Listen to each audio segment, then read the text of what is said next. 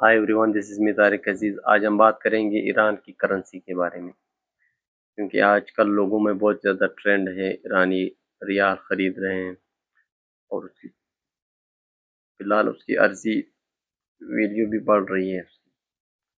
تو کیا ریال کی ویلیو بڑھے گی یا نہیں؟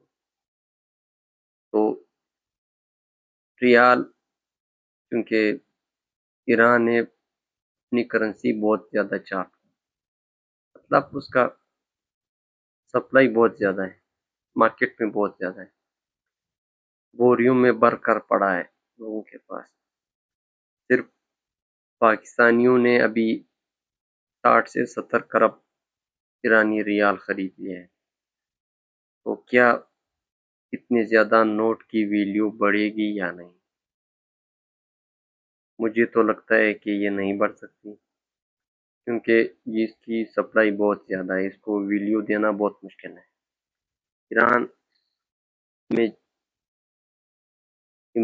میں پچھلے کئی سالوں سے جو پابندیاں تھی امریکہ کی، اس کی وجہ سے بہت زیادہ انفلیشن آیا ہے، بہت زیادہ اس کی مہنگائی ہے، کیونکہ بہت زیادہ انفلیشن آیا ہے۔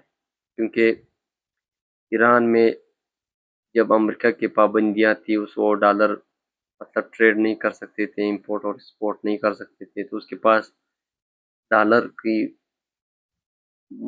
مطلب اس کے پاس ڈالر کم تھے، ڈیمانڈ سے بہت زیادہ کم، جس کی وجہ سے مہنگائی آئی، جس کی وجہ سے انفلیشن آیا، مطلب مہنگائی۔ تو ایران نے اپنی کرنسی بہت زیادہ چاپ کی، تو کیا اس کی ویلیو بڑھے گی یا نہیں؟ اگر اس کی مذاکرات ہوتے ہیں، اگر امریکہ اپنی پابندیاں ہٹا لے تو کیا اس کی ویلیو بڑھے گی یا نہیں؟ تو کچھ پوائنٹ ہیں کہ اگر ایران کے پاس بہت زیادہ انویسٹمنٹ آ جائے، بہت زیادہ فورن ریزرو آ جائے،